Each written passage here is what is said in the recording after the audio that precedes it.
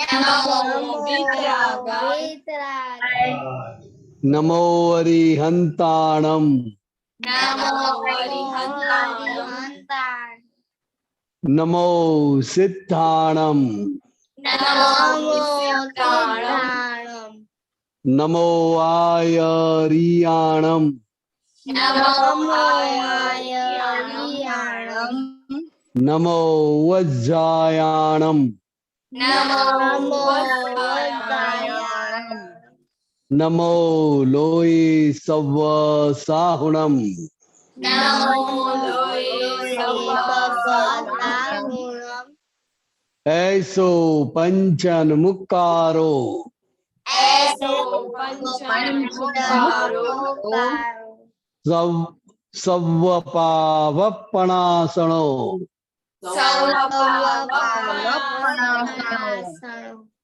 मंगलाणं च सव्वेसिं मंगलाणं च सर्वेषु परमं हवै मंगलम् परमं हवै मंगलम्। ओम नमो भगवते वासुदेवाय। ओम नमो भगवते वासुदेवाय। ओम नमः शिवाय। ओम नमः शिवाय। जय सच्चिदानंद। जय सच्चिदानंद। जय जय सच्चिदानंद। सच्चिदानंद। तो विजी खुशी दोनों प्रेयर बुलाइए। हाँ, जय सच्चिदानंद। हे सच्चिदानंद, आप मुझे ऐसी शक्ति प्रदान करें कि मैं मेरी हेल्थ कभी भी कॉम्प्रोमाइज ना करूं, ताकि मेरा शरीर टूट सके। मेरे जाने की पढ़ाई में और सत्संग में हमेशा सक्सेस बने। मैं पढ़ाई में बिल्कुल सिंसियर रहूंगी। मैं कुसंग से हमेशा दूर रहूंगी, और कुछ भी हो मेरा प्रतिदिन नहीं चाहिए। ऐसी परम कृपा करना। प्राप्त मन वचन काया का योग और अपने आत्मा का परोपकार यानी कि सेवा करने में ही यूज है, जो श्रेष्ठ मानव धर्म हमेशा के साथ और दूसरे सभी के साथ के जीवन व्यवहार में सिंसियर, मॉरल और प्योर, ताकि मैं बराबर दादा भगवान जैसे सर्वोत्तम अस्तित्व की नारी बन पाऊं। जय सच्चिदानंद। जय। हाँ बोलिए। हे दादा भगवान, मुझे पढ़ाई में समझ में कुछ भी बाधाएं या ऑब्स्ट्रक्शंस आते हैं, उन सभी को छोड़ने आप ऐसी कृपा करें कि मेरे दर्शन ऊपर के आवरण टूट जाए और मेरी पढ़ाई सही ढंग से हो। ऐसी परम शक्ति आप हमें दे। जय सच्चिदानंद। Very good. और नम्या, आप किधर गुम हो गए थे? वो पढ़ाई और एग्जाम थी इसलिए। तो पढ़ाई और एग्जाम जो दादा भगवान ने बोला कि सत्संग नहीं करने का, ऐसे बोला? नहीं, हाँ, वो तो टाइम निकालने का, टाइम निकालेंगे। कल था। टाइम निकालेंगे तो अब पढ़ाई बहुत जल्दी हो जाएगी। ओके, आपको किसको मालूम है कल कल की टॉपिक क्या था?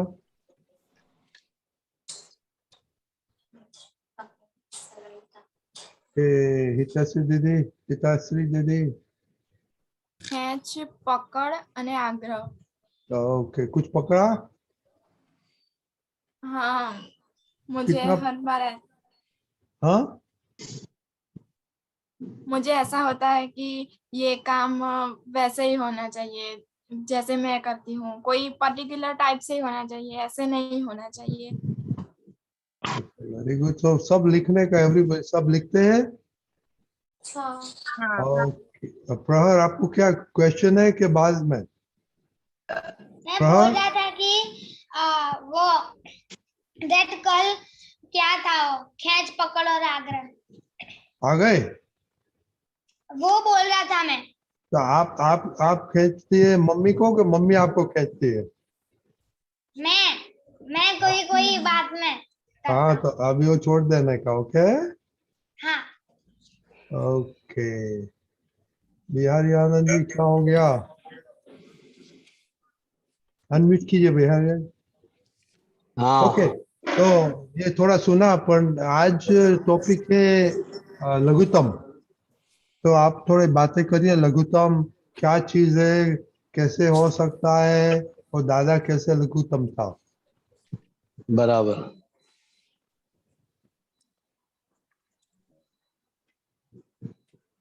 ज्यादातर सभी आदमी मैं कुछ हूं, मैं इससे अधिक जानता हूं, मैं इससे अधिक होशियार हूं, मुझे इसमें इससे करता अच्छी बुद्धि है, ऐसा श्रेष्ठ बताने का ही प्रयत्न करते हैं। सभी लोग एक दूसरे से किस तरह मैं श्रेष्ठ हूं वो बताने का प्रयत्न करते हैं, तो उसको गुरुत्तम बोलते हैं। क्या बोलते हैं? गुरुत्तम। गुरुत्तम। और लघुत्तम भाव क्या है कि मैं सबसे छोटा हूं, ऐसा भाव। दादा भगवान ने तो वहां तक बताया कि अगर सामने गधा हो तो गधे से भी मैं छोटा हूं, ऐसा अंदर से भाव रखने का है। तो लघुत्तम जो पद है, लघुत्तम पद अगर खुला हो गया, अगर आपको राज आ गया, तो वो सबसे श्रेष्ठ है। और लघुत्तम पद में कभी भी भय नहीं लगता। गुरुत्तम पद में क्या है कि मैं सबसे श्रेष्ठ हूं, मैं सबसे चढ़ियाता हूं, ऐसी जो अंदर मान्यता रहती है, ऐसी जो बिलीफ रहती है, इसकी वजह से उसको पढ़ने का डर रहता है, गिरने का डर रहता है। तो गुरुत्तम पद यानी कि संसार में भटकने का पद है, और जो लघुत्तम पद है वो संसार से किस तरह मुक्त होवे, संसार में किस तरह से निर्भयता से रह पावे, वो लघुत्तम पद है। और जो व्यवहार से लघुत्तम है वो ही निश्चय से गुरुत्तम हो सकता है। समझ में आया? वो क्या उसका मीनिंग प्रिया, क्या? वो समझाओ आप। किसका मीनिंग? आपने बोला ना, आपने कि जब व्यवहार में, हाँ, व्यवहार में जब लघुत्तम पद लघुत्तम भाव में रहते हैं, मतलब कि मैं कुछ नहीं जानता, ऐसा भाव में जो स्थित हुए, तो ये बड़ा कष्ट है, क्योंकि अहंकार ऐसे भाव में रहने नहीं देते। अहंकार तो मैं सबसे श्रेष्ठ हूं वही बताना चाहता है, और वही वो प्रकट करना चाहता है। लेकिन लघुत्तम भाव वो श्रेष्ठ पद है, और वहां गिरने का कोई भय नहीं रहता है, और वहां अपार शांति है। और जो व्यवहार में लघुत्तम है वो निश्चय में भगवान की दृष्टि से वो गुरुत्तम है। और जो व्यवहार में गुरुत्तम होते हैं, जो व्यवहार में गुरुत्तम बनने का प्रयत्न करते हैं, गुरुत्तम होने का दिखावा करते हैं, तो उसको बहुत मार पड़ती है। समझ में आया? हाँ, तो लघुत्तम भाव वो श्रेष्ठ भाव है। परम विनय और मैं कुछ नहीं जानता वो सबसे बड़ा लघुत्तम भाव है। और व्यवहार का जो भी पद है वो गुरुत्तम पद है, और लघुत्तम पद है क्योंकि वो आत्मा जो है वो आत्मा के अनुलक्ष्य में वो लघुत्तम पद बोला जाता है कि मैं सबसे छोटा हूं, सबसे जीव मात्र से मैं छोटा हूं। तो इस तरह से लघुत्तम भाव में रहने के लिए, लघुत्तम भाव प्रकट हो, इसलिए दादाजी से हम प्रार्थना कर सकते हैं, हे दादा भगवान, मैं व्यवहार में सभी प्रकार से लघुत्तम भाव में रहूं, लघुत्तम भाव में स्थित हूं, ऐसी आप मुझे कृपा करना। इस तरह से हम प्रार्थना कर सकते हैं। बराबर? हाँ। समझ में आया? बिहारी आनंद जी, तो ये विजी दीदी तो बड़ी बड़ी दीदी है, तो और हाँ छोटी दीदी कैसे हो सकती है? न ऐसे हाँ, तो घर में तो खुशी बड़ी दीदी है, पर ना बोलती है। तो वो विजी तो दीदी छोटी कैसे बन सकती है? तो वो भाव से है। दादा भगवान उनका एग्जाम्पल देते थे कि मान लो कि हमको हमारे भतीजे के साथ बात करनी है, तो हम उसके अंकल है इस तरह से बात नहीं करते। अगर हम उसके अंकल है इस तरह से बात करते तो वो उसको ठेस पहुंचती है और वाणी भी ऐसी निकलती है। लेकिन दादा भगवान क्या कहते थे कि जब हम भतीजे के साथ बात करते हैं तो अंदर से हम ऐसी गोठवनी करते हैं कि मैं उनका भतीजा हूं, वो मेरा चाचा है और मैं उनका भतीजा हूं। चाचा के सामने कैसा बोलेगा? विनय पूर्वक बोलेगा ना, मान पूर्वक बोलेगा।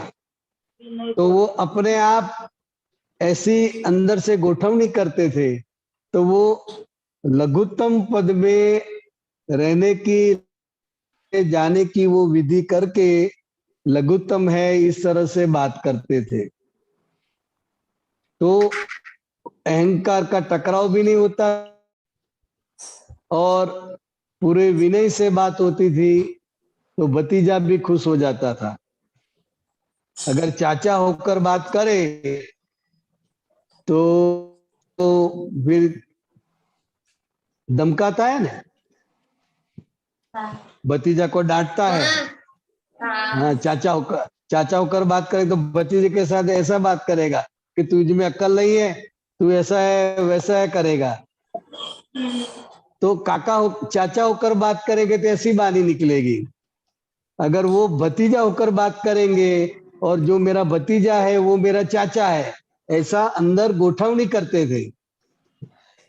तो वो जैसे चाचा के साथ बात कर रहे हैं इस तरह से गोठवनी करके वो बात करते थे।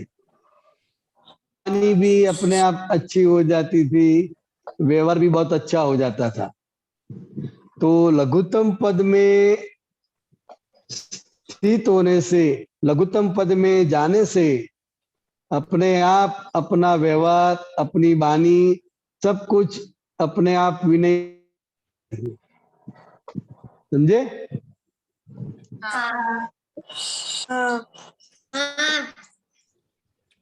ये भले उम्र में, बिहारी हाँ आनंद जी, ये तो हाँ, इन लोग की सब में मम्मी का तो ये सब गुरु ही है। मम्मी के गुरु है सब। हाँ, नहीं, मम्मी को मम्मी को डायरेक्शन देते हैं कि मम्मी तुझ में अक्ल नहीं है, तुझे ये पता नहीं चलता, ऐसी बात करते हैं। हाँ, तो अच्छी बात है। मम्मी का तो बहुत विनय करने का, मम्मी का, पापा का, दादा दादी का। हाँ, वे तो सिर्फ उनको कहते नहीं है लेकिन उनका सुनते नहीं है। सुनते नहीं है वो तो बहुत गलत बात है भाई। पता नहीं ऐसा बोलते हैं, लेकिन वो लोग इकरार भी कर लेते हैं कि मम्मी का नहीं सुनते। मम्मी का नहीं सुनते तो फिर किसका सुनेंगे? मम्मी का, डैडी का, घर के जो वडील है उसको तो सुनना ही पड़ेगा ना, और सुनेंगे तो हमारा कल्याण होगा। और आप जैसे उत्सुकता से उनकी बात सुनते हैं तो उनको भी अच्छा लगेगा कि बच्चे लोग हमारी बात तुरंत सुनते हैं, तुरंत हमारे पर ध्यान देते हैं, तो उसको भी आनंद होगा, उसको भी उल्लास होगा कि वो कि सत्संग में जाते हैं, सत्संग में बैठते हैं तो कुछ सीखे। बराबर ना? वडीलों की हम सुनते हैं तो उनको भी आनंद होगा। तो सबकी, हमसे जो वडील है उसकी बात सुनने की तुरंत ही। ये देवम तो नहीं सुनते हैं। देवम, कहाँ है देवम? वो कल मिलेगा आपको। देवम, हाँ, आप तो नहीं सुनते। आप कल मम्मी ने बोला कि रिपोर्ट लिखने क्या बोलता है, नहीं सुनता है। तो कौन उसमें गुरु और शिष्य कौन हो जाता है बिहारी आदमी? ये देवम, देव सच सच बात है। रजनी दादा बोलते हैं वो बात सच है। हाँ मम्मी की नहीं सुनता है। हाँ, कभी कभी वो बोलती है तो मैं नहीं सुनता। हाँ, कभी कभी। और डैडी की? डैडी की भी कभी कभी नहीं सुनता। कभी कभी। मतलब बात अच्छी लगे तो सुनने की, नहीं तो नहीं सुनने की। नहीं। तो कब सुनता है? कब डैडी कभी की सुनता है, कब मुझे मम्मी की सुनता है? कभी तो मम्मी बोलती है तो लेजीनेस आ जाती है, और कभी जब लेजीनेस नहीं होती तो मैं कर देता हूँ। अंदर भाव रखने का है कि मुझे मम्मी का, डैडी का, दादा दादी का, जो भी हमसे वडील है वो सब की बात सुननी है। ऐसा भाव रखने का है। क्या रखने का है? भाव। भाव में तो ऐसा ही होना चाहिए कि मुझे सबकी सुननी है, क्योंकि वडील जो भी बात बताते हैं, मम्मी डैडी जो भी बात हमसे कहते हैं, तो वो हमारे हित में होती है, हमारे कल्याणकारी होती है। समझे? हाँ अभी हमको समझ में आए या ना आए, लेकिन वो बोलते हैं मतलब के हमारे लिए कल्याणकारी होए तभी वो बोलते हैं, नहीं तो वो बोलते ही नहीं है। हाँ समझे? हाँ। तो ये चिन्नई वाले तो अभी बोला कि जो मम्मी पापा अच्छा बोलता है वो तो ही सुनते हैं, बाकी नहीं सुनते। हम्म। Right right Monica? अभी सुनती हूँ।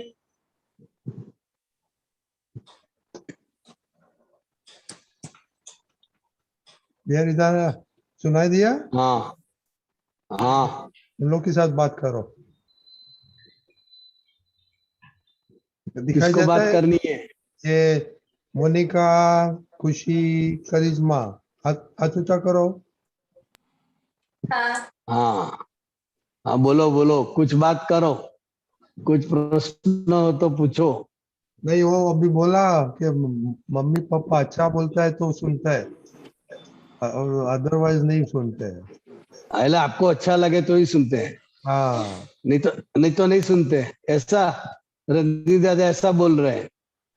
नहीं, अभी सुनती हूँ, मैं मना नहीं करती हूँ। बस सुनने का, क्योंकि जब भी उनको कहने का कुछ भाव होए, जब भी वो बोलते हैं तो हमारे कल्याण के लिए ही बोलते हैं, जो हमारे हित में है इसलिए वो बोलते हैं। उसको डांटने में या कहने में उसको मजा नहीं आती है, लेकिन आपका कल्याण हो और आप सभी प्रकार से 100% परफेक्ट हो, इसलिए कुछ बोलते हैं, कुछ बताते हैं। समझे? हाँ हाँ तो तुरंत ही सुनने का है। हाँ। ठीक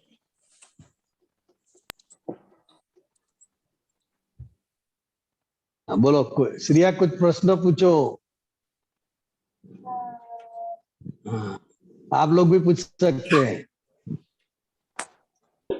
तो बिहारी बिहारी दादा, ये थोड़ा एग्जाम्पल दो दादा दादा भगवान का लघुत्तम दिलिंग। हाँ, लघुत्तम दिलिंग, दादा भगवान का लघुत्तम दिलिंग तो हम लोगों ने माउंट आबू में देखा था। हम लोग शायद 1982 या इसके बाद उस टाइम पर ही दादा भगवान के साथ सभी आप्तपुत्र, उस समय पर आप्तपुत्र नाम नहीं था, लेकिन सब युवक बोल रहे थे, बच्चे बोल रहे थे कि सब लड़के, जैसा भी बोलते हैं ना सब लड़के, तो इस तरह हम लोगों को भी सब महात्मा लोग सब लड़के ऐसे बोलते थे। तो दादा भगवान के साथ माउंट आबू में 3 दिन की शिविर थी। वो शिविर में हम सब गए थे और संघ के सब वडील भी थे।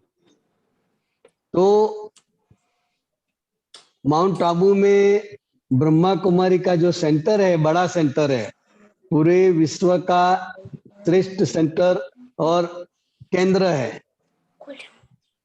पूरे विश्व का जो सेंटर है उसका मेन केंद्र वो आबू में है। तो वहां जाने के लिए आमंत्रण मिला सबको। तो जब जाने के लिए सब जाने की तैयारी कर रहे थे, तब दादा भगवान ने बताया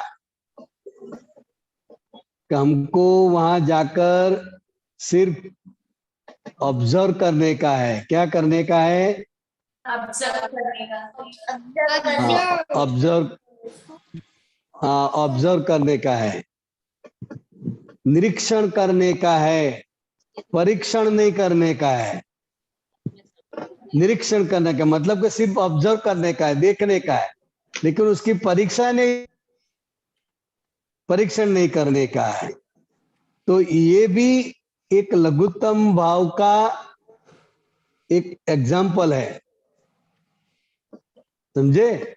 नहीं तो क्या कि हमारा श्रेष्ठ है इसलिए हम चर्चा में पड़ जाते हैं कि आपका ये कैसा है, ये कैसा है, और हम चर्चा करने लगते हैं। और दूसरी जगह हम गए थे दूसरे दिन, तो एक गंगेश्वरानंद जी महाराज थे, वेदांत के आचार्य थे, और वो अंध थे।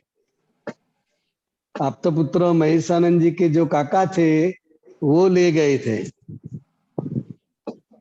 तो वहां पहुंचे, दादा भगवान ने बताया सभी आप्तपुत्रों को, महात्माओं को, जो तो कहा आप उनका पैर पड़ो, उनको नमस्कार करो और आशीर्वाद ले लो।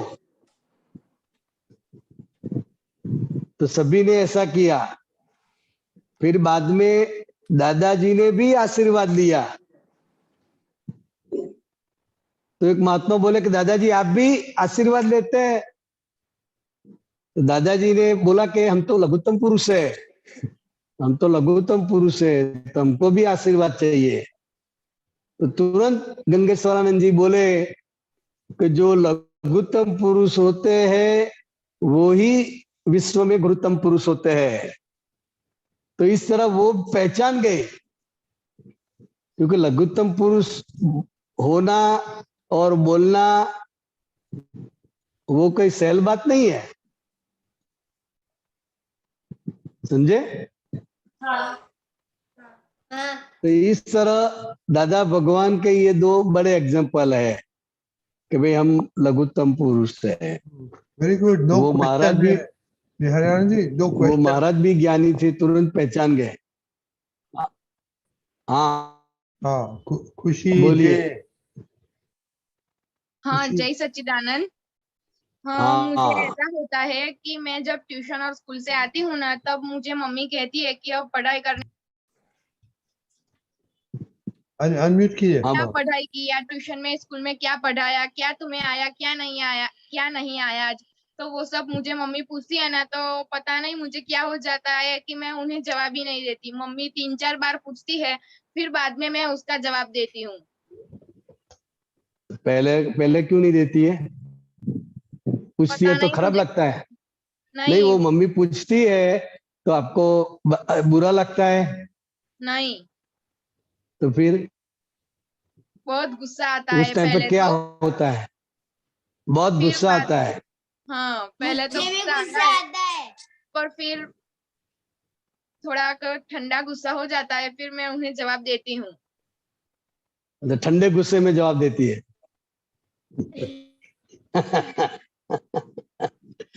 तो जब मम्मी पूछती है तो हमको ऐसा लगता है कि भाई हम पढ़ने ही गए थे, घूमने थोड़ा गए, तो बार बार पूछ रही है। तो अंदर ऐसा, तो रोज रोज पूछती है। लेकिन मम्मी की जो दशा है, जब आप मम्मी की दशा पे पहुंचोगी तभी पता चलेगा। तो जब भी मम्मी पूछे कुछ तो हाँ तुरंत ही उत्तर देने का है, खुशी को बोल देने का है कि जब भी मम्मी पूछे तो उत्तर देने का है। तो जो हम नहीं बोलते हैं हाँ तो उस समय पर हमारे मन में क्या चलता है कि बार बार क्यों पूछती है, हम पढ़ने ही हाँ जाते हैं, थोड़े घूमने जाते हैं। तो ये हमारा अहंकार खड़ा हो जाता है। क्या हो जाता है? अहंकार। अहंकार खड़ा हो जाता, अहंकार खड़ा हो जाता, वो खड़ा हो जाता है कि नहीं, कुछ हाँ बात ही नहीं, कि बोलना ही नहीं है, चलो। हाँ फिर वो 3-4 बार शांति से पूछेगी तब वो बताएगी, बराबर ना? हाँ तो वो हमारा अहंकार है। क्या है? अहंकार। कि रोज रोज क्या बताने का। हाँ पढ़ने तो हम जाते हैं, घूमने थोड़े जाते हैं। हाँ लेकिन वो जो अहंकार खड़ा हो जाता है, इसकी वजह से मम्मी को भी दुख पहुंचता है ना। हाँ तो हमारे बर्तन से मम्मी को दुख पहुंचता है। फिर ऐसा करने के बाद मम्मी को तो दुख पहुंचता है, तो मैं फिर अगली बार मम्मी सोचती तो हूँ कि अगली बार ऐसा नहीं करूंगी, पर फिर भी ऐसा ही हो जाता है हर बार। हाँ, तो खुशी के अंदर बहुत भारी अहंकार पड़ा हुआ है कि हर रोज क्या बताने हाँ का है, समझे? वो हाँ अंदर अहंकार भारी है। तो इसलिए ये लघुत्तम पद की जो बात आती है ना, तो हाँ अंदर से जब हम लघुत्तम हो जाते हैं कि मम्मी को पापा को पूछने का राइट है, उसको जो भी पूछना है वो पूछ सकते हैं, उनका राइट है। क्योंकि फीस तो हाँ वो भरते हैं ना, कि तू भरती है? हाँ ना, मम्मी ही भरती है, मम्मी पापा। मम्मी हाँ भरती है। हाँ, तो उनको जिज्ञासा है पूछने के भाई क्या पढ़ाया, आज क्या किया। हाँ तो बोलने में हमारा क्या जाता है। लेकिन हमारे अहंकार की वजह से हम बोल नहीं पाते। तो अंदर से नक्की करने का, हे दादा भगवान, हमारा जो ये अहंकार है, वो अहंकार की वजह से हम मम्मी की भावना को समझ नहीं पाते हैं।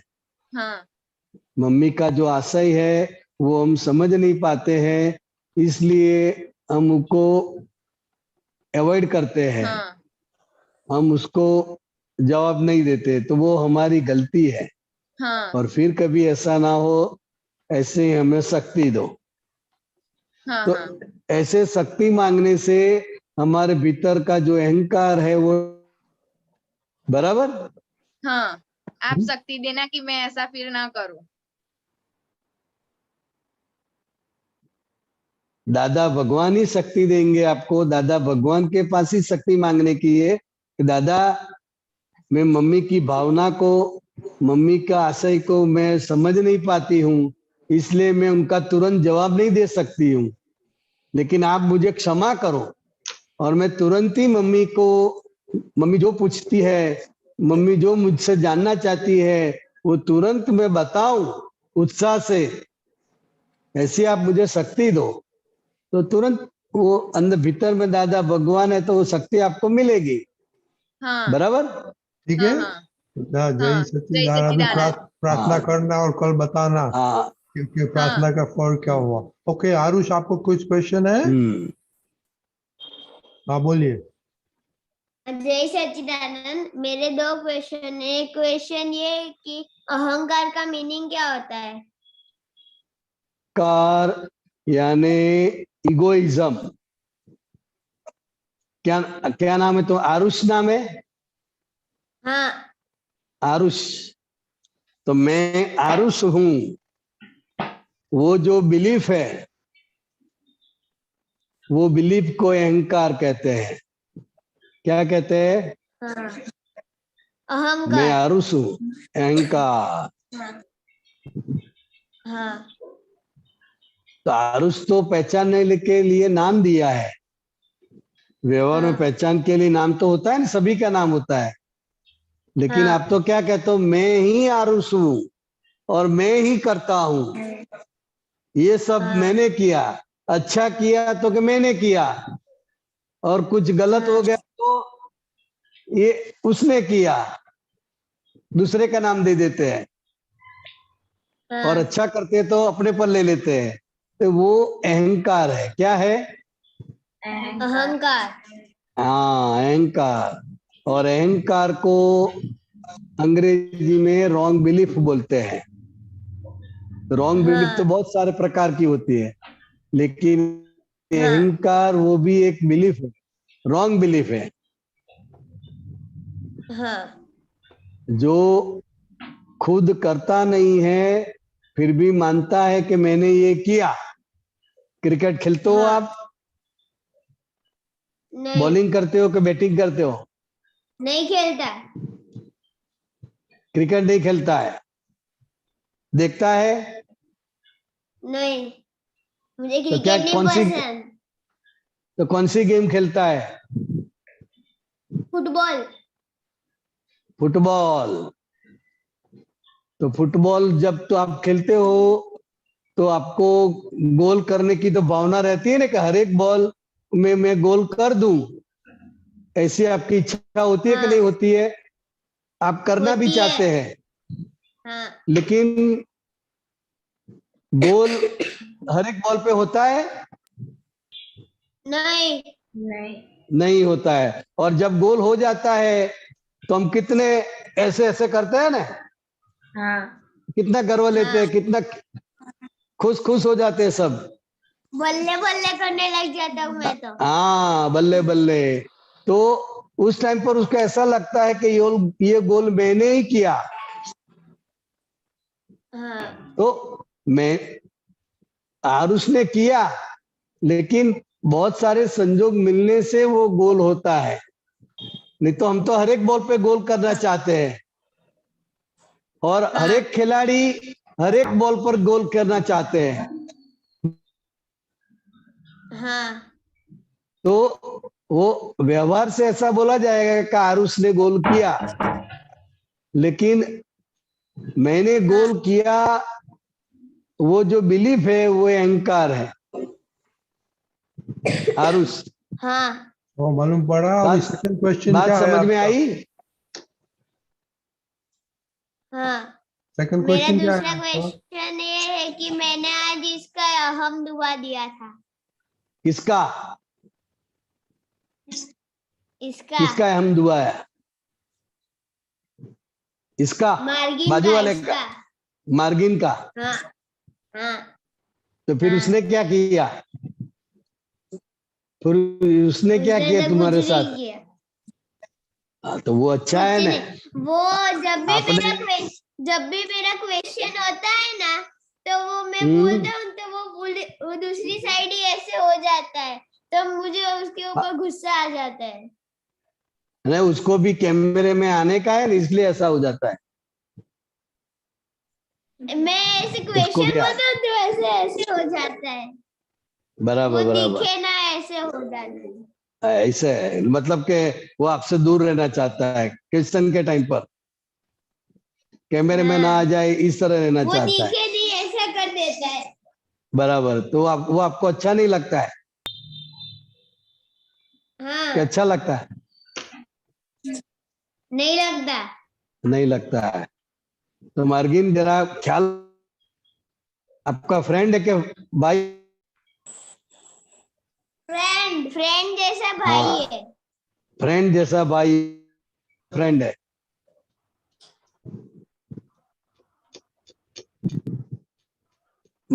मार्गिन समझ में आया? तो हाँ उसको बुरा ना लगे, इसलिए जब भी वो क्वेश्चन पूछता है तो उसके साथ में ही रहना, दूर नहीं खिसक जाने का। बराबर। हाँ हाँ, सत्संग में ओके। सत्संग में ध्यान रखेंगे तो कुछ जितना मिलेगा लर्न करने को बोले। ओके, नमील आपका क्या क्वेश्चन है? जल्दी जल्दी, टाइम हो गया है। हाँ, मेरा क्वेश्चन ये है कि रोज सुबह मैं ऐसा डिसाइड करता हूँ कि आज मैं पूरे दिन सर्वोत्तम व्यक्तित्व का मानवी बन के रहूंगा, लेकिन मैं रोज ऐसा फिर पूरे दिन के बाद मैं ऐसा बोलता हूँ खुद से कि आज कुछ नहीं हुआ, और फिर बोलता हूँ कि दूसरे दिन करूंगा, तो दूसरे दिन भी नहीं होता, तो मैं क्या करूँ? अच्छा मानव बनकर जीना है पूरे दिन में, हाँ। और आप जैसा करना चाहते हो वैसा हो नहीं पाता है, ऐसा हाँ, नहीं क्वेश्चन है हो आपका? हाँ। नहीं हो पाता है। तो अभी क्या है कि आपका जो भाव है ना कि मुझे अच्छे मानव बनकर जीना है और सभी को सुख देना है, सभी का काम करना है, वो जो भाव है वो भाव अभी कुदरत में जाएगा। क्या करेंगे? हाँ, कुदरत में जाएगा। कुदरत में। और अभी जो नेमिल है, अभी का जो नेमिल हाँ, है वो पूर्व संस्कार का फल स्वरूप है। तो यानी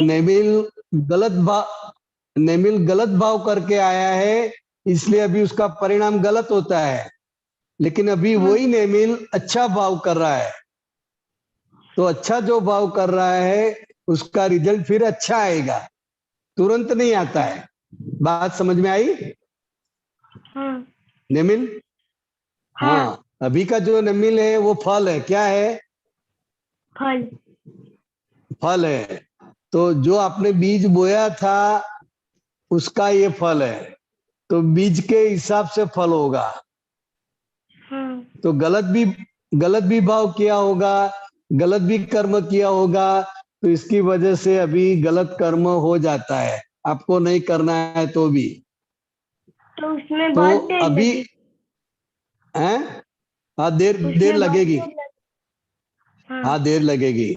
तो हमको अच्छा कर, हमारा भाव यही है। लेकिन गलत हो जाए और किसी को दुख हुए तो हमको आलोचना, प्रतिक्रमण, प्रत्याख्यान करने का है। तो हाँ, वो गलत वाला जो है वो धीरे धीरे धीरे खलास हो जाएगा, और जैसा भाव आलो- करता है वैसा रूपक में आ जाएगा। बराबर? आलोचना, प्रतिक्रमण, प्रत्याख्यान यानी? आलोचना मतलब कि हम किसी को दुख देना नहीं चाहते हैं, हम सभी के साथ अच्छा व्यवहार करना चाहते हैं, लेकिन वैसा हाँ, होता नहीं है। इसलिए हमको हाँ, माफी मांगने की, हे भगवान मैं अच्छा व्यवहार करना चाहता हूँ लेकिन अच्छा व्यवहार होता नहीं है, इसके लिए मैं क्षमा चाहता हूँ। तो भगवान के सामने हमारी जो भूल है वो हम स्वीकार करते हैं, उसको आलोचना कहते हैं। क्या कहते हैं? आलोचना। आलोचना। और प्रतिक्रमण यानी कि जो गलती हो गई उससे हम वापस मुड़ जाते हैं कि ऐसे फिर कभी ऐसा भी दोष ना हो, इसके लिए मैं क्षमा चाहता हूं। तो जो कर्म हो गया है उससे हम वापस गुम जाते हैं, वापस लौटते हैं, तो उसको प्रतिक्रमण कहते हैं। आलोचना, हाँ, प्रतिक्रमण और प्रत्याख्यान। प्रत्याख्यान यानी फिर कभी भी ऐसी गलती ना करूं, ऐसा मैं दृढ़ निश्चय करता हूं। हे भगवान मुझे शक्ति दो, शक्ति दो। तो वो प्रत्याख्यान है। बराबर? ठीक है नमील, वो जरा बात समझ में आई? कल कल हाँ, बातें करेगा। ओके, बिहारी दादा। जय सच्चिदानंद। जय बिहारी आनंद जी, सच्चिदानंद। अभी अभी टाइम हो गया, हिरेन आनंद जी का सत्संग का टाइम हो गया। ओके बिहारी आनंद, ओके जय ओके ओके। जय सच्चिदानंद। और जिया,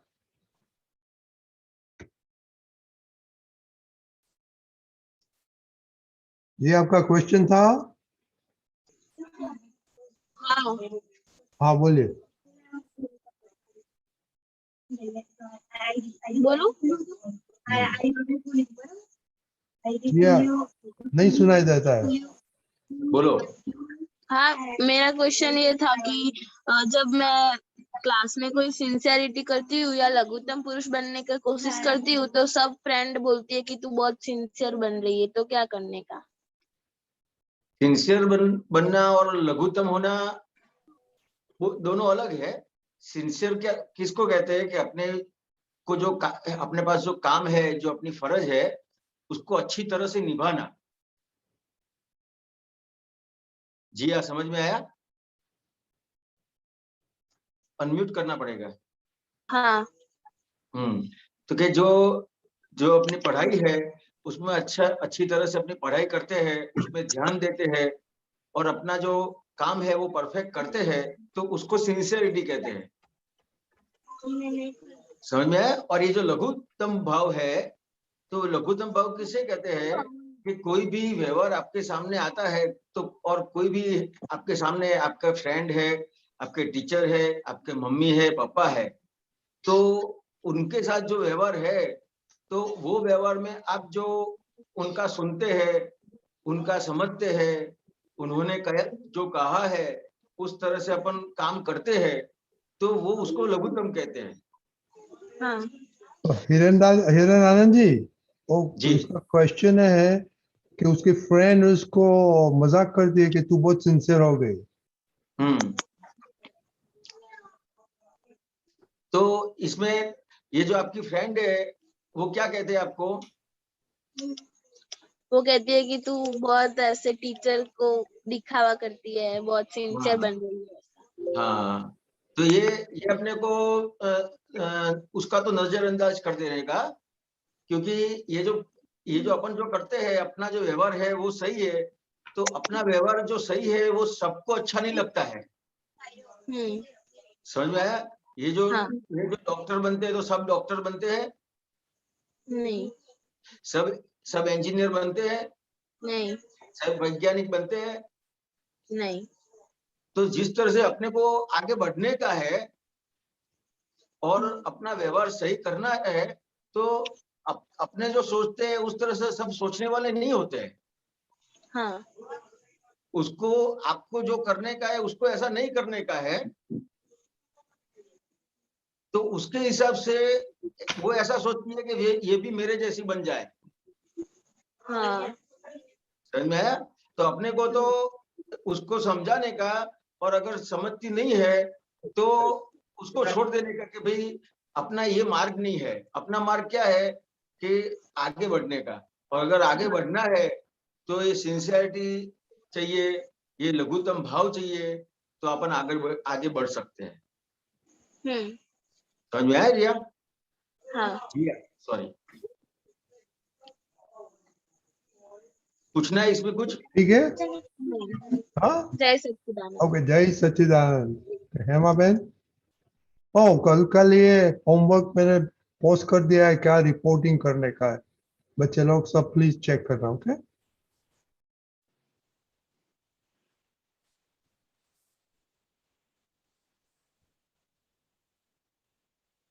हेमा बहन बोलिए। हाँ, પણ અનમ્યુટ તો કરો.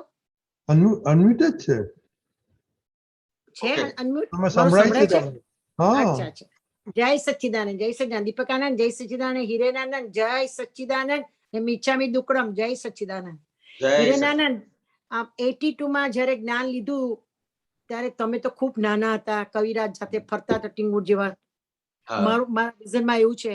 અને ફર્સ્ટ ગાડી મેં લીધી ઇન્ડિયા આવતી હતી 82 માં, અને પછી જ્યારે અમે મને લાગે છે મુકુલે ગાડી લીધી તો પેલું કવર કરવાનું હતું, તો તમે પહેલો બિઝનેસ શરૂ કર્યો તો યાદ છે ને? તમે એમની તમારી પાસે બાય કર્યું હતું. પણ અને અત્યારે મારી દ્રષ્ટિમાં જોવાનો કેટલો બધો ફેર પડી ગયો કે કેટલા વર્ષો થઈ ગયા, મને પણ વર્ષો થઈ ગયા, તમને પણ વર્ષો થઈ ગયા, તમારા જ્ઞાનને વર્ષો થઈ ગયા, તમારા મમ્મી પપ્પાને સારી રીતે ઓળખું, પણ મને એક થયા કરે છે જે ડિસ્ચાર્જ અહંકાર છે એમાં કનુદાદા એક દિવસ મને કહેતા હતા, મારા વેવણને પણ કહેતા હતા કે એમને પ્રશ્ન પૂછવાનું કીધું તો કે સ્પર્ધા નામનો ગુણ, સ્પર્ધા નામનો ગુણ આપણામાં છે એ સ્પર્ધા ના હોય તો જીવન કશું નથી. તો પણ સ્પર્ધા કોણ કાઢી આપે કે છે? તો કે મારી પાસે આવો તમને કાઢી આપું, એમ કરીને હાથ મૂક્યો તો નીકળી ગયો. એટલે મને વિચાર આવે છે અત્યારના કે અહંકારમાં જે સ્પર્ધા નામનો ગુણ છે, ડિસ્ચાર્જ અહંકારની વાત કરું છું, પેલો ચાર્જ અહંકારની વાત નથી, એ સ્પર્ધા નામનો ગુણ એમાં શું મહત્વનું છે? એ ભૂલ કઈ જગ્યાએ અમે થાપ ખાઈએ છીએ એ જરા બતાવો ને. સ્પર્ધામાં કેવું છે કે જનરલી આપણો વ્યવહાર કેવો છે કે બહાર દ્રષ્ટિ છે કે દાખલા તરીકે તમારી પાસે સારો બંગલો છે, તમારી પાસે સારી ગાડી છે, પણ આપણી દ્રષ્ટિ બહાર છે એટલે શું થાય છે કે બીજાનું વધારે સારું લાગે. તમારી પાસે સમજો કે 1 કરોડ રૂપિયાનો બંગલો છે કે 3 કરોડનો બંગલો છે, પણ તમે કોઈના 5 કરોડના બંગલામાં જાઓ એટલે તમને શું થાય કે આપણા કરતા આ વધારે સારું છે. એટલે આ જે વસ્તુ થાય છે ને, એટલે શું થાય છે કે આપણી પાસે જે કંઈ પણ હોય એ આટલી સારી વસ્તુ હોવા છતાંય બળતરા ઊભી કરે છે. એ વાત તો મને ખબર છે નટુ કાકાના વાક્યમાં કે મટીરિયલ નો મોહ જતો રહે તો વ્યક્તિનો મોહ જાગે, અને વ્યક્તિનો મોહ જતો રહે તો આત્માનો મોહ જાગે. એટલે એ બધી વસ્તુ તો મને હવે થતી નથી ને અંદર પડી પણ નથી. પણ મને જે ડિસ્ચાર્જ અહંકારમાં જે સ્પર્ધા નામનો ગુણ છે એ કઈ જગ્યાએ ફેક્ટર કરે છે એ મને સમજવું છે. સ્પર્ધા નામના ગુણથી દીપકાને સમજાવો તમે. આ દીપકાનંદજી સમજાવવા. થોડો પ્રકાશ બરાબર નાખજો, મોટી ટ્યુબલાઇટ જેવો મોટો પ્રકાશ નાખજો. ટ્યુબલાઇટ જેવો મોટો પ્રકાશ આમ ફર્સ્ટ ક્લાસ પડે એવો મોટો પ્રકાશ પડે એવો. જો પહેલા ડિસ્ચાર્જ અહંકાર કોને કીધો અને શું કરે? હા, કર્તા ભાવનો અહંકાર એને ચાર્જ અહંકાર કહેવાય. હા, બરાબર છે. કર્તા ભાવનો અહંકાર બરાબર છે. ભોગતા ભાવનો અહંકાર એ ડિસ્ચાર્જ અહંકાર કહેવાય. આજનું ભોગતા ભાવનું. બરાબર. ડિસ્ચાર્જ એટલે આજનું જોઈ. હા, બસ તમે પેલી કીધી ને ગયા જન્મની હેમાં એ. હા, બરાબર, એ ફિટ એટલે થઈ ગયું છે. એ કર્તા ભાવ જે વિટાયેલું ને તે આજે આ હેમાબેનના પ્રતિષ્ઠિત આત્મામાં ભોગતા ભાવનો અહંકાર ભરાઈ પડેલો છે. હા, બરાબર, બરાબર છે. હવે એ જેમ જેમ બધા સંજોગો આવે ને તેમ એ ભોગતા ભાવનો અહંકાર ભોગવટો કરાવે. હા, કોને? હેમાબેનને. કરેક્ટ. હેમાબેનને ભોગવટો કરાવે. હવે એવી જ રીતે કોઈ બીજા હોય તો એમને પણ એવો હોય. બરાબર, બધાને હોય. બરાબર. તમારો ભોગવટો એક પ્રકારનો છે, બીજાનો ભોગવટો બીજા પ્રકારનો છે. હવે દરેક જણ આ ભોગવટાના ભાગનો પોતે ગર્વ લેતા હોય જ્યારે પોઝિટિવ હોય ત્યારે. અચ્છા. ભોગવટો તો પોઝિટિવ પણ હોય ને, પુણ્યનો ભાગ બરાબર છે. પુણ્યનો હોય ને બંનેનો હોય. બરાબર છે, બરાબર છે. ત્યારે એ જ્યારે એવું હોય ને ત્યારે પોતે એનો માણે. હવે માણે એટલે બધા મને બહાર પણ દેખાય ને. એટલે એ વસ્તુ જ્યારે તમે કોઈ બીજાનામાં જુઓ, હવે એની સામે આપણે અમારો દાખલો લઈએ એટલે તમને ખબર પડે કે કોઈ બીજા આપતો પુત્રને સત્સંગ આજે સારો નીકળ્યો ને બધાએ પ્રશંસા કરી. આનો સોલિડ સત્સંગ હતો. બરાબર છે. હવે એવું જ્યારે થાય ત્યારે જ્યારે હવે મને સ્પર્ધા કે એવું ક્યારે ઊભું થાય કે હું જ્યારે સાંભળું એ બીજાની પ્રશંસા ત્યારે મને ડાયજેસ્ટ ના થાય. હા, બરાબર છે. કારણ કે હું એમને જોઉં છું. હવે ખરેખર તો એમનો પ્રતિષ્ઠિત આત્મા એમને બનાવેલો જ નથી. બરાબર છે. એ તો ગયા અવતારનો બનેલો આજે પરિણામ આપે છે. બરાબર છે. પણ મને એમને જોઈને પછી સ્પર્ધા ઊભી થાય. એટલે પછી હું કંઈક કૃત્યમ કરું, કંઈક કરું જે પછી એને શું કહે, એક તો મને અંદરથી જ એ ખાધે રાખે છે ને, કોરે મને અંદર. હા, બરાબર છે, બરાબર છે. ને એ શું હવે એનું પરિણામ શું આવે ખબર છે? લોકોને તો ક્યાં ખબર છે કે એમની આવી ભૂલ છે ને આવી ભૂલ છે, એટલે પછી હું બધા પોરા કાઢું. હા બરાબર છે, બુદ્ધિ પોરા કાઢે. બરાબર છે. હવે પ્રોટેક્શન સંસારી લોકોને શું હોય કે કોઈની વસ્તુ કોઈની સારી કમાણી થાય તો બરાબર પેટમાં ચૂકે. હા બરાબર છે, એટલે બરાબર છે. પછી એ શું કરે? હવે એ એમને જે કઈ આવે છે તે એમના આગળના પુણ્યનો સંચારનું પરિણામ છે. બરાબર છે, સંચારનું પરિણામ. આપણે નજીકના હોઈએ ને ત્યારે કમ્પેરિઝન થાય. હવે માઇક્રોસોફ્ટના સીઈઓ એ મોટું પ્લેન લીધું, ચાર્ટર પ્લેન લીધું, તો એને તમને કઈ લેવા દેવા નથી. એની કઈ તમને અસર નહીં થાય. ન્યૂઝમાં આવે ને કે આણે આટલા કરોડનું લીધું ને, એ તો લઈ આવે, એમની પાસે પૈસા હોય તો લઈ દે, એમાં આપણે શું છે. પણ તમારી સાથે સાથે બેસનારા હોય ને, સાથે કોન્ટેક્ટમાં હોય, ફ્રેન્ડ સર્કલમાં હોય. અમારે કેવું, અમે આપતો પુત્રો બધા સહ અધ્યાયી કહેવાય. બરાબર છે. એના એટલે આગળના બધા રાગ દ્વેષ ને બધું ભેગું હોય. આપણે એને બાજુ પર મૂકીએ, પણ જયારે આવી રીતે સંસારમાં આવી રીતે તમારા ફ્રેન્ડ સર્કલમાં કોઈ આવી રીતે આગળ વધે ને, એટલે તમને એ પચે નહીં. બરાબર. એટલે તમને અંદર તમે છે ને એમનું નેગેટિવ અંદર વિચારો, પછી કઈ સંજોગ આવે ને કશે ને કશે એમને ફિલઅપ કર્યા કરો, તમે ફિલર આપ્યા કરો. હવે આ શું બતાડવા માંગે કે એ મોટા થયા છે ને, પણ એમની મોટી બરાબર નથી, આટલી બધી ખામી વાળી છે. બરાબર છે, સમજાયું? બરાબર છે. તમે સીધું સીધું નથી કહેતા, પાછા બે સુગરકોટ ની વચ્ચે છે ને કડવાશ નાખી દો. આમ તો બધું ઘણું બધું સારું છે એમનું, પણ થોડું એવું ખરું એમ કરીને. એમના છોકરાઓ પણ આવા છે કરીને. ધંધામાં એમની નીતિ બહુ સારી નહીં, નેગેટિવ બોલી આપણે. હા, ઘણી બધી રીતે હોય. પણ આપણને આ વિજ્ઞાન મળ્યું છે, એટલે વિજ્ઞાન થી શું સમજીએ, દરેકનું પાપ પુણ્યના આધારે એમને મળે છે, અને દરેકનો રસ્તો સ્વતંત્ર છે. સાથે ચાલતા હોય ને વખતે થોડા વખત લગી તો એ બંનેના રસ્તા જુદા છે.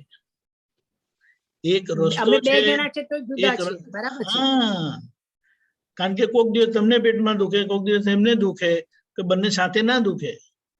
બરાબર છે. એટલે પાપ પુણ્યનો હિસાબ એવી રીતે થાય. એટલે આ વિજ્ઞાનની સમજણથી જયારે આપણે જોઈએ, સમજીએ, હવે મૂળ વાત તો એ છે કે એ ભોગતા ભાવનો અહંકાર જ્યારે ભોગવટો કરાવે ત્યારે તમારે જાગૃતિ પૂર્વક એના ભોગવનારા થવાનું નથી, કારણ કે ભોગવનારા તમે નથી, તમે તો જાણનારા છો. બરાબર છે. એટલે એને બરાબર જોવાનું. હા, છૂટા રહીને બરાબર જોવાનું.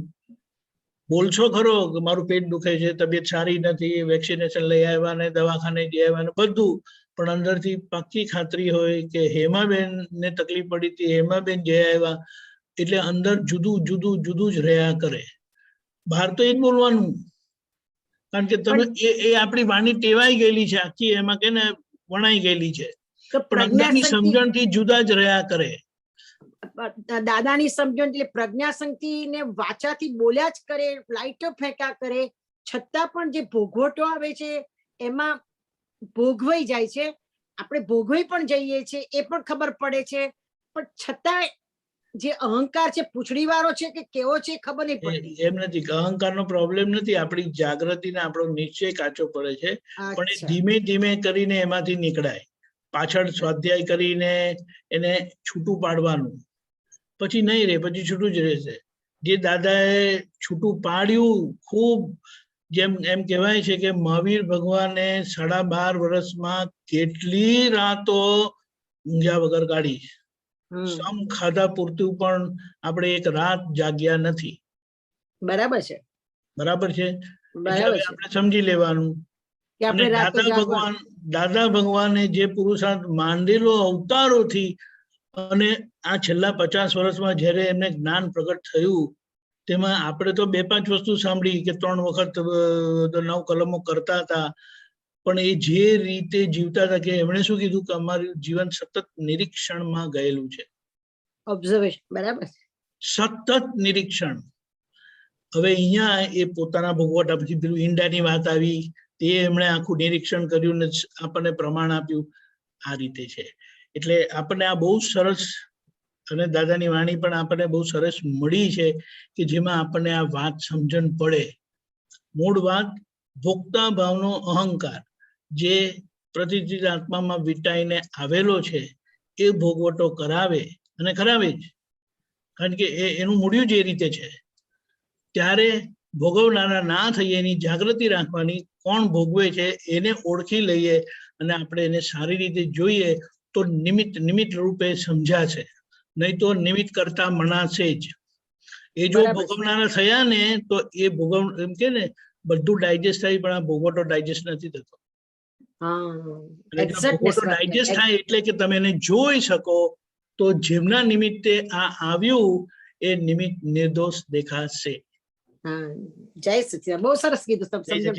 અને બીજી વાત તમને કહું કે જ્યારે તમને તમારા મમ્મી સાથેનો વ્યવહાર જોતી હતી, પરેશભાઈ નો વ્યવહાર જોતી હતી, કાંતિ આનંદની સાથેનો વ્યવહાર હું જોતી હતી, અને એ વખતની મારી જે સમજણ ગણો કે જે ગણતા હતા, આપણે સાથે હતા, બધી જે રીતનું થતું હતું, પણ એ વખતે મારા મધરને કેવી સાથે વર્તવું એ મને સમજાતું હતું. તો મારા મધરને મને પ્રસંગ યાદ આવે છે. મારા મધર તો અત્યારે એક્સપાયર થઈ ગયા છે, પણ મધરે એક દિવસ હું હીરાના કાપ કરી લાવી હતી ઇન્ડિયામાં, અને પછી મેં બતાવ્યા મારા બાને કે બા જો હું આ કાપ કરી લાવી છું. બાએ જોયા, સરસ છે બધું. પછી મેં કીધું માસીને બતાવી આવું. તો માસી મારા બાજુના ઘરમાં, તો ત્યાં મારી એક બહેન હતી, મારી નાની બહેન. હવે એને મારા વર્ષોથી, કેટલા વર્ષોથી અમે અમેરિકા આવ્યા ત્યારથી એને વાંકું પડી ગયું. મને નથી વાંકું પડે, એને વાંકું પડી ગયું છે. અમે દાદા બી ગયા હતા એના ઘરે, બધું વાંકું પડી ગયું. એને એ બાને એવું થાય કે એ ત્યાં હશે ને તારે ઝઘડો થઈ જશે કે છે. એટલે મેં કીધું લા હું બતાવવા જઉં. એટલે મને કે તું ત્યાં ક્યાં બતાવવા જાય છે? મેં બાને જરાક છોકો કર્યો. હવે મને એને નથી બતાવવાનું, મારે માસીને બતાવવા જઉં છું. એટલે મારા બા છે ને જરા ખલવાઈ ગયા, પાછા જતા રહ્યા. પછી હું એક સ્ટેપ ગઈ ને ઉતરીને, પગથિયું ઉતરીને પાછી જતી રહી. મારા બાને મેં કીધું બા સોરી. મેં કીધું મેં તને આવું કીધું, તો મેં સોરી. મને થયું કે તમે દીપક આનંદ તમારા મધર સાથે, પછી કમલેશભાઈ એમના મધર સાથે, પરેશભાઈ ના મધર સાથે, કાંતિ આનંદ તો ખબર નહીં કેમના એમના બધા સાથે રહેતા હતા. એ તો મને સમજાય છે હવે. યસ મમ્મી બધા મધરોને કહેતા હતા. એ યસ મમ્મી નથી કહેવાતું. મેન વસ્તુ શું છે, પણ એવું નથી. ઘણા ભારે એપિસોડ થયા પછી આંખો ખુલેલી છે. તમે તો સારી વસ્તુ જ જોઈ, જે અવળું થયેલું તે તમે જોયું નથી, જેના કારણે અમને ઝાડુથી, લાકડીથી, હાથથી, ગમે ત્યાંથી દાંડાથી માર પડેલો છે. ખબર પડી? હા બરાબર છે, પણ એ જોતા મારા મધરને દુઃખ થઈ ગયું, અને એ મને ડાઘો પડી ગયો અંદર. તે પછી તે દિવસથી નક્કી કરેલું કે મધરને કશું કહેવું નહીં. તો છેલ્લે ગુજરી ગયા, કોઈ નતું. 15 દિવસ એમની સાથે રહી. ત્યારે મને કે છે તે મારો આખી લાઈફનો આ 15 દિવસમાં બાળ્યું કે છે. કારણ કે છેલ્લી ઉંમરમાં 94 વર્ષે શું હોય, બિચારા બાથરૂમ જવાનું હોય, આ હોય તે હોય કે તે, અને પાછા બધાને સમેટી લીધા કે છે. પણ એ આ શીખી હતી તમારી પાસેના ઓબ્ઝર્વેથી હું શીખી હતી, એ મને કામ લાગ્યું એમ કહું છું. બરાબર છે. તમે જે કીધું ને કે પેલા બેનને મારા માટે છે પણ મને એમના માટે નથી, કોઈને આપણા માટે હોય ને તેના પ્રતિક્રમણ આપણે જ કરવું. બરાબર છે, મારે હોય છે પ્રતિક્રમણ. જગત આપણો ફોટો છે, પડઘો છે. બરાબર છે, બરાબર. જય સચ્ચિદાનંદ. જય સચ્ચિદાનંદ, જય સચ્ચિદાનંદ, જય સચ્ચિદાનંદ, જય સચ્ચિદાનંદ. શોએબભાઈ. જય સચ્ચિદાનંદ. હિરેન આનંદજી. જય સચ્ચિદાનંદ. હવે આ જે લઘુત્તમ ભાવની ને અભેદ દ્રષ્ટિ, એ જે છે આપણા બે વાક્યો કે અક્રમ વિજ્ઞાનનું ફાઉન્ડેશન છે, એના વિશે મારે પૂછવું હતું. હવે આ જે પ્રસંગ છે થોડો જૂનો છે, મતલબ મને ત્યારે દાદાની સમજ નહોતી મારી પાસે, પણ પહેલેથી પેલું ઓબ્લાઇઝિંગ નેચર ને થોડું લઘુત્તમ ભાવ ને એવું ખરું એમ વ્યવહારમાં. તો જયારે કોલેજમાં હતો તો ફાઇનલ સેમિસ્ટરની એક્ઝામ વખતે મારા એક ફ્રેન્ડે મને ફોન કરેલો, જસ્ટ એક્ઝામના એક જ દિવસ પહેલા. એટલે મતલબ સપોઝ આવતીકાલે એક્ઝામ છે ને આજે મને ફોન કર્યો કે મેં કશું વાંચ્યું નથી, મને કશું આવડતું નથી ને જો તું કશું હેલ્પ નહીં કરે તો હું ફેલ થઈ જઈશ એમ. એટલે મેં કીધું ઠીક છે આવી જા મારા ઘરે, તને જેટલું થાય એટલું કરી આપું એમ. તો કે ના મારાથી નહીં અવાય એમ, તારે આવવું પડશે. એટલે મને થોડું તે થયું સવાલ કે મને કેમ બોલાવે છે, એને પાસ થવાનું છે તો એને આવવાનું મારી પાસે એમ.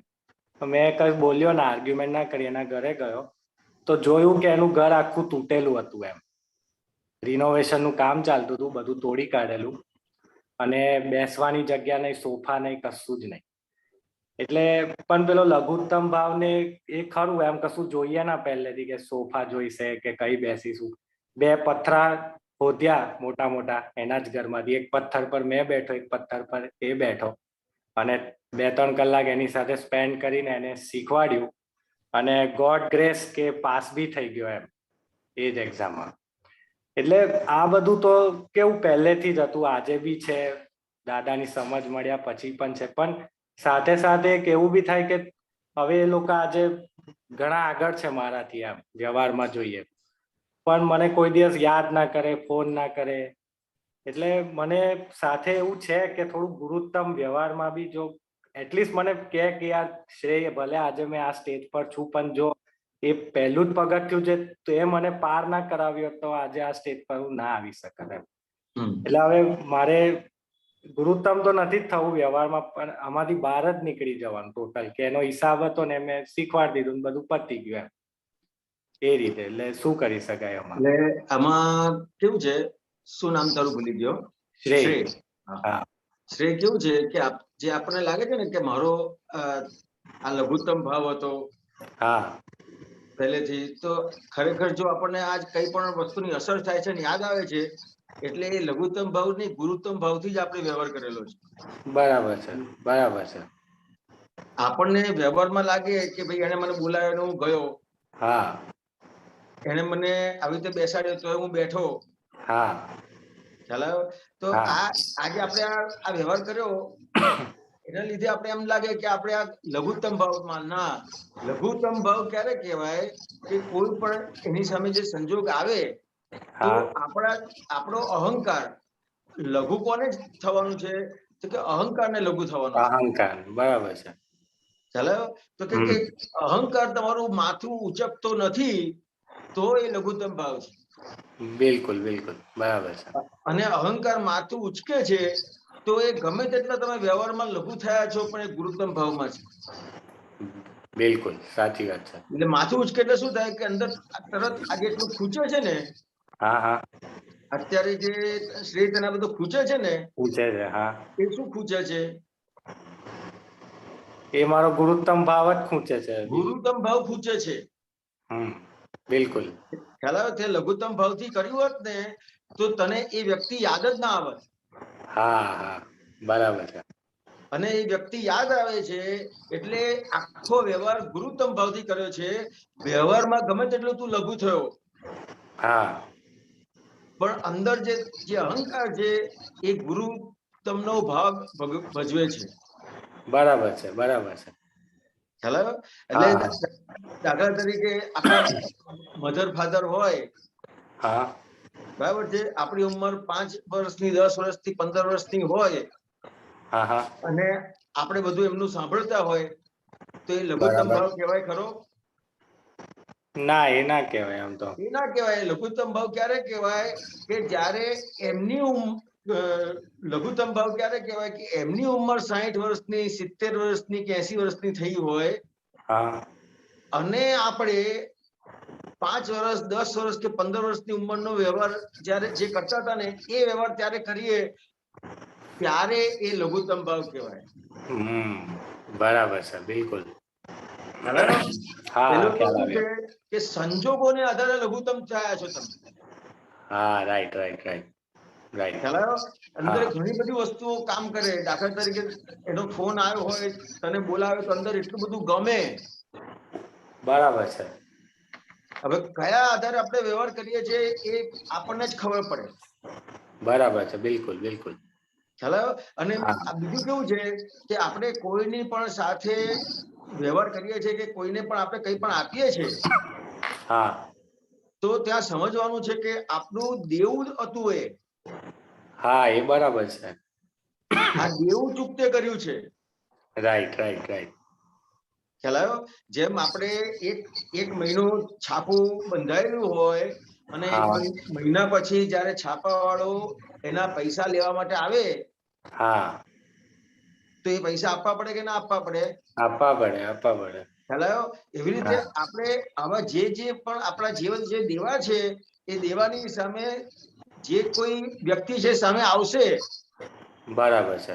અને એ આવશે અને કામ કરો છો એટલે એ કામને આધારે એવું ના માની શકાય કે લઘુત્તમ ભાવમાં છીએ. Right right right. ખ્યાલ આવ્યો? હા એટલે બરાબર દેવું છે. હવે દેવું ચૂકતે કર્યું છે એ સમજવાનું છે ખરેખર. Right right right. અને આપણને શું થાય છે કે હવે મને યાદ નથી કરતો એટલે દેવું હા ચૂકવાયું પણ અંદર બરાબર આ છે. ગુરુત્તમ ભાવ છે એટલે અંદર ખૂંચવાનું હજી ચાલુ છે. કેમ? તો કે આપણો જ ગુરુત્તમ ભાવ આપણને ખૂંચાયા કરે. હા હા એ જ ખૂબ સાચી વાત છે.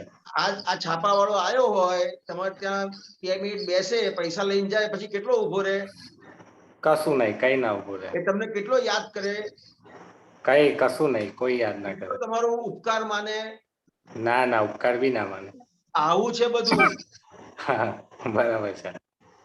એને જે લેવાનું તે લઈ લીધું, પતી ગયું, હિસાબ પૂરો થઈ ગયો.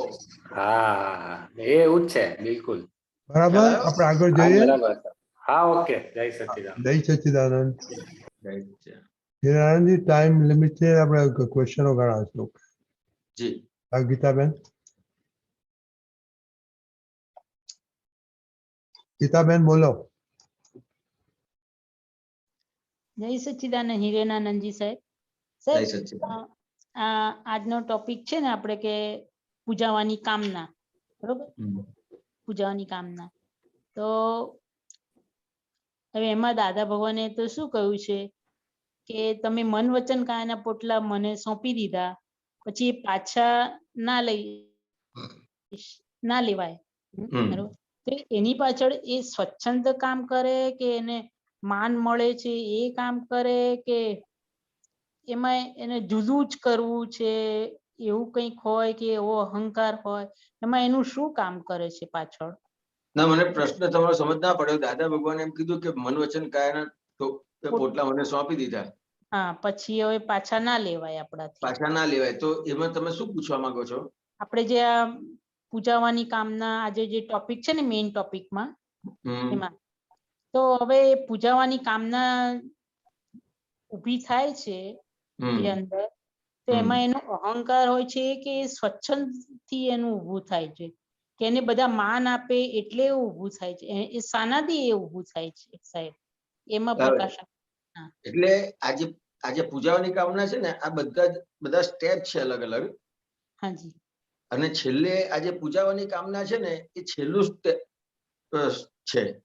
હવે જો અને હવે આની અંદર કેવું છે કે આપણે એક વસ્તુ ખાસ ખ્યાલ રાખવાનો છે કે આપણે દાદા ભગવાને જ્ઞાન આપ્યું છે તો આપણો બધો જ ડિસ્ચાર્જ બાકી રાખીને જ્ઞાન આપ્યું છે.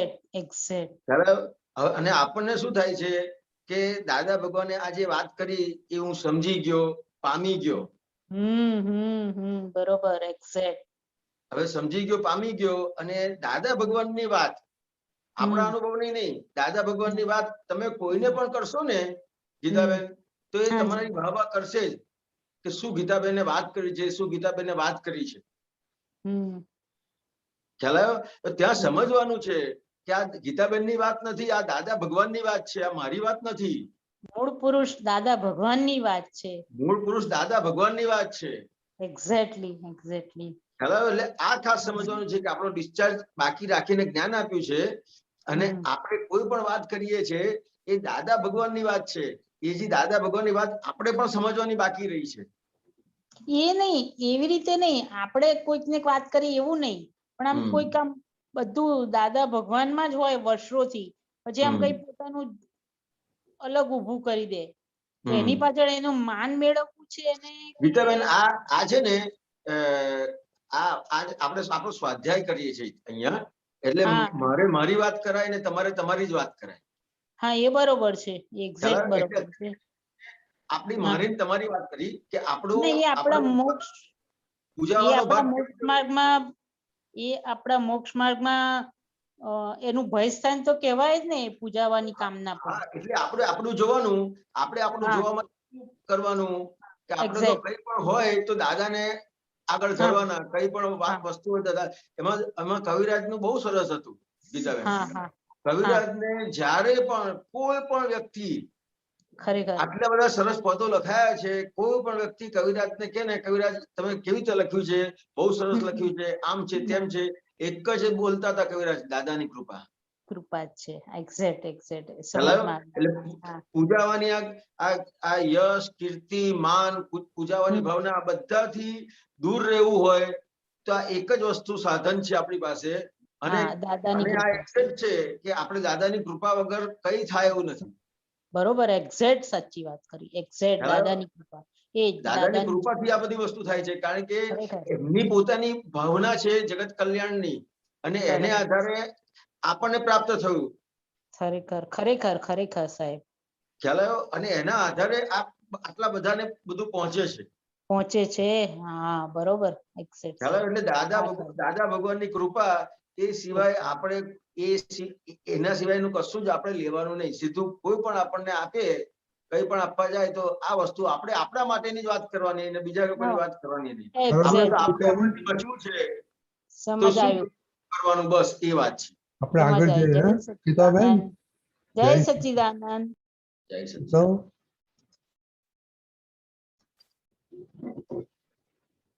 હા, જય સચ્ચિદાનંદ હિરેનાનંદજી, દીપકાનંદજી, રજની અંકલ, જય સચ્ચિદાનંદ.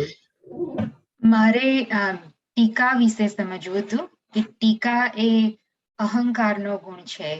હવે મને મારામાં એ તો દેખાય ડિફોલ્ટમાં જ બધે ટીકા કરવાનું, અને બહાર ના બોલીએ તો અંદરથી આવી જ જાય, કંઈ પણ જોઈએ કોઈ વ્યક્તિ માટે કે ગમે તે માટે.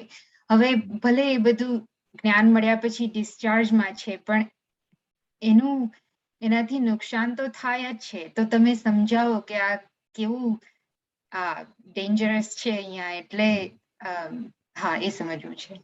તો કે કોઈ પણ વ્યક્તિની ટીકા કરીએ એટલે મોટામાં મોટી નું ડેન્જરસ એ કે એના જેટલા અવગુણ છે એ આપણી અંદર આવી જાય. બરાબર. કારણ કે તમે જે સાયન્સ કેવું છે કે તમે જે વસ્તુ જોયું એવા તમે થઈ જાઓ. અને જેમ તમને કોઈ ક્રિકેટમાં રસ છે ને ક્રિકેટ જુઓ તો તમે ક્રિકેટર બની શકો. કોઈનું સારું ગાતા જુઓ તો તમે ગાનાર થઈ શકો, કોઈને સારું વગાડતા જુઓ તો વગાડતા થઈ શકો. એવી રીતે કોઈના અવગુણ જુઓ અને અવગુણ પર વાત કરો તો એવા અવગુણ તમારામાં આવી જાય. બરાબર. ખ્યાલ આવ્યો? અને ટીકા કેમ કરે છે કે પોતે પોતાની જાતને વધારે સારું બતાવવા માટે બીજાની ટીકા કરે છે.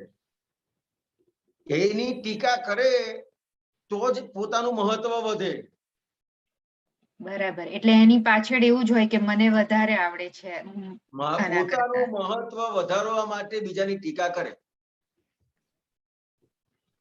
એટલે અહીંયા સમજવાનું છે કે આપણે આપણે કોઈ પણ વ્યક્તિ માટે કંઈ પણ બોલીશું તો એ આપણી અંદર આવી જશે. બરાબર. અને આમ હવે તમે કહો છો એટલે દેખાય તો ઉઘાડો અહંકાર છે કે પોતાને ફોકસ કરવા માટે. હા બરાબર. તો એવું ખરું ને કે બીજાના સારા ગુણો જોવાના આપણે, કારણ કે આપણે અહીંયા જ્યાં જવું છે, મોક્ષે જવું છે, તો આપણે તો બેન સારા ગુણ કે આપણને જ્ઞાન મળ્યું એટલે આપણી દ્રષ્ટિમાં હું શુદ્ધાત્મા છું. બાય રિલેટિવ વ્યૂ પોઈન્ટથી હું હિરેન છું, અને બાય રિયલ વ્યૂ પોઈન્ટથી શુદ્ધાત્મા છું. અને આખી આપણી જે દ્રષ્ટિ છે એ આખી શુદ્ધાત્મા દ્રષ્ટિ ઊભી થઈ ગઈ. બરાબર. જ્યાં જોઈએ ત્યાં આપણને ભગવાન દેખાય. બરાબર. એટલે એ જોવાનું છે. બરાબર, બહુ બરાબર, સરસ. હા, શીતલ? જય જય સચ્ચિદાનંદ. સચ્ચિદાનંદ. મહાત્માઓ, આપણે કવિરાજ વાત થઈ તો રાજેશભાઈ મેસેજ મોકલાયો છે. મેં કવિરાજને કહ્યું કે તમે નરસિંહ મહેતા હતા પૂર્વે, તો કહે દાદા કહે છે લઘુત્તમ ભાવ. આપણે ક્વિકલી હેમાબેન. દીપક આનંદ, જય સચ્ચિદાનંદ. મારે એક જય રિક્વેસ્ટ સચ્ચિદાનંદ. કરવી છે તમને કે આ પોઝિશન પત્યા પછી શ્વેતાંબર ના શરૂ થાય છે એ પણ પોઝિશન ચાલુ રાખજો. જય સચ્ચિદાનંદ. ઓકે, જય સચ્ચિદાનંદ. હીરા ટાઈમ થઈ ગયો છે, શ્રીમંત બોલાવો. હેમાબેન પ્લીઝ બોલો. હા. નમો વિતરાગાય, નમો વિતરાગાય, નમો અરિહંતાણમ, નમો અરિહંતાણમ, નમો સિદ્ધાણમ, નમો સિદ્ધાણમ, નમો આયરિયાણમ, નમો આર્ય રિયાણમ, નમો ઉવઝાયાણમ, નમો વત્સાયાણમ, નમો લોય સૌવ સાહુણમ, નમો લોય સવ્વ સાહુણમ, એસો પંચ નમુક્કારો, એસો પંચન મુક્કારો, સૌવપાવપણાસણો, સવ્વપાવપણાસણો, મંગલાણમ ચ સૌવેસીમ, મંગલાણમ ચ સવ્વેસી, પરમમ હવૈ મંગલમ. પરમમ હવૈ મંગલમ. ઓમ નમો ભગવતે વાસુદેવાય, ઓમ નમો ભગવતે વાસુદેવાય, ઓમ નમઃ શિવાય. ઓમ નમઃ શિવાય. જય સચ્ચિદાનંદ. જય સચ્ચિદાનંદ. જય સચ્ચિદાનંદ. જય સચ્ચિદાનંદ. જય સચ્ચિદાનંદ. જય સચ્ચિદાનંદ.